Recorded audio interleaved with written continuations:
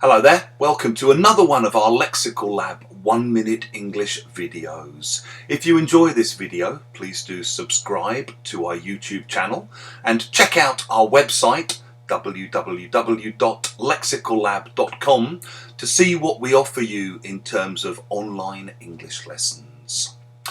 This week in class we've been discussing mental health and mental health issues, and in one group we were talking about the way in which being open about mental health problems that you've been experiencing is still often a bit of a taboo subject in lots of places,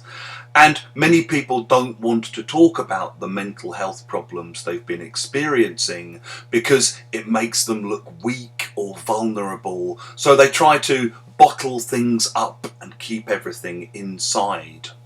However, as one of my students pointed out, if you grow up in a remote area, out in the middle of nowhere, out in the sticks, and you realise that you've been suffering from some kind of mental health problem or mental health issue,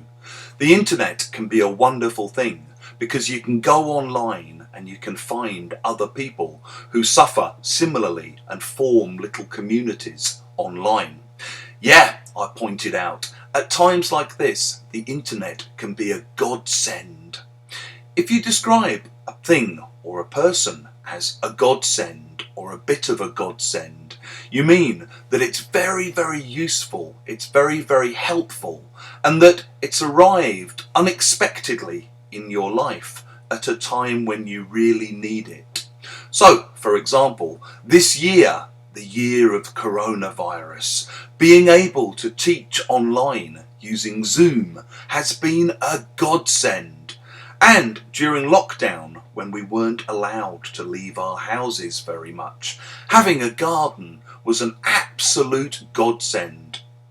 If you've liked this video, please click the like button below, share it with your friends, and in the comments section below, we'd love to hear examples of things that proved to be a godsend for you at different times during your life.